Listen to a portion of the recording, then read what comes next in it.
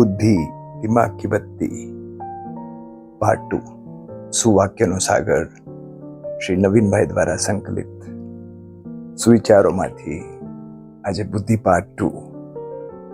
થોડું બોલવું અને વધારે વિચારવું એ બુદ્ધિશાળીનું પહેલું લક્ષણ છે. તકલીફ ઉઠાવવાની અખૂટ તાકાત જ સાચી બુદ્ધિની નિશાની છે.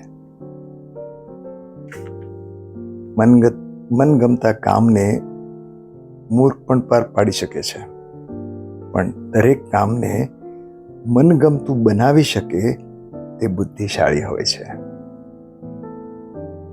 12 બુદ્ધિ 16 શાન અને 20 ભાન આવશ્યક છે.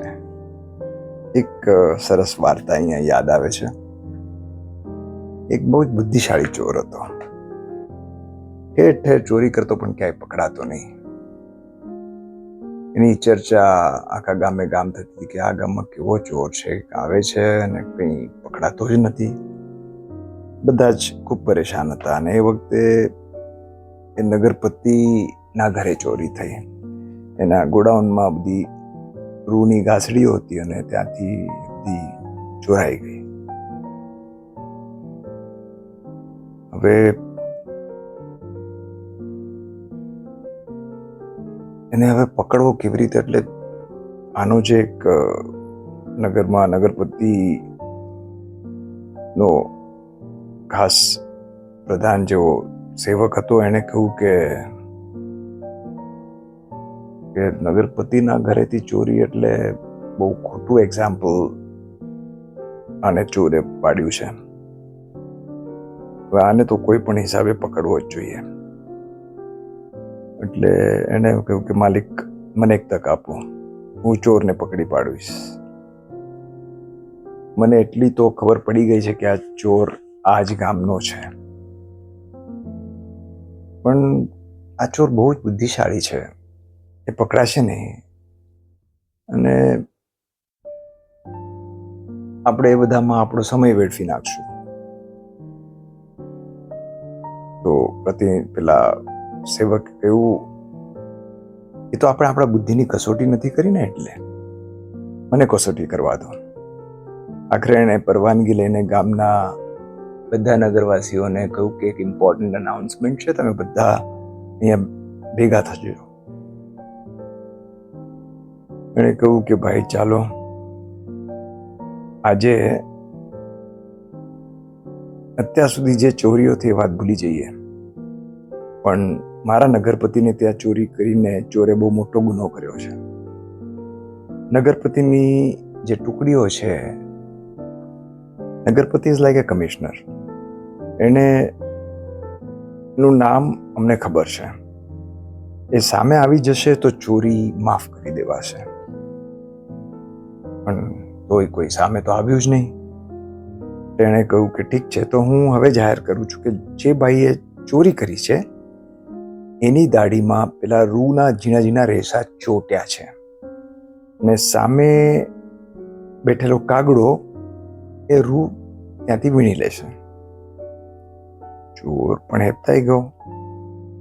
એને લાગ્યું કોઈ માથાનું ભટકાયું છે. એને હાથ ઊંચા કરીને કાગડાને ઉડાડવા માંડ્યો, અને તરત જ બધા એને પકડી લીધો.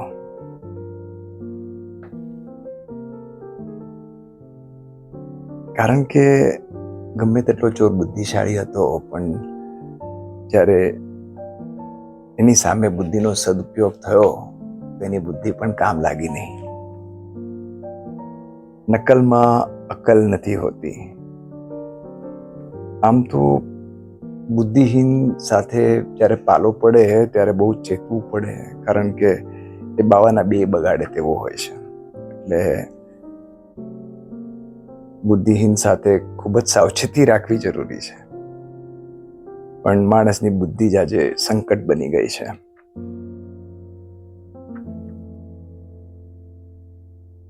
બુદ્ધિશાળી માણસો બાણની અણીની જેમ જરાક જ સ્પર્શ કરીને ઊંડા ઉતરે છે. બુદ્ધિશાળી માણસ મોટામાં મોટા સંકટ સમયે પણ પોતાની બુદ્ધિ નથી ગુમાવતો. અને ધીરજથી કામ લે છે.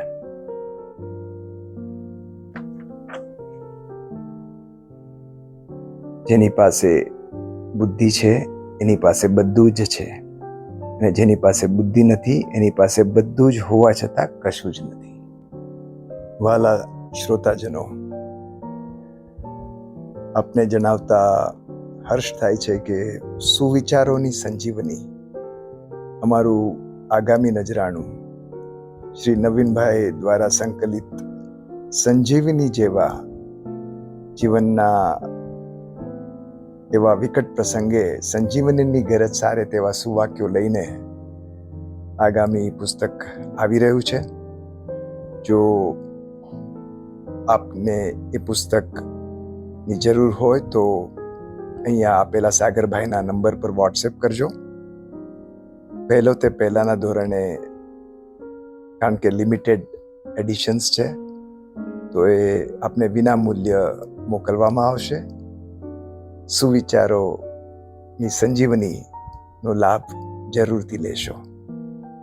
આના પછી એના સુવાક્યો, ચુનિંદા સુવાક્યો અમે આપને સુધી યુટ્યુબના માધ્યમથી પહોંચાડશું. તો ચાલો આપણે આપણી બુદ્ધિને ખીલવીએ, સદબુદ્ધિને વિવેકી બુદ્ધિ બનાવીએ અને એનો સદુપયોગ કરીએ. નાસિકથી અમિતના જય જિનેન્દ્ર.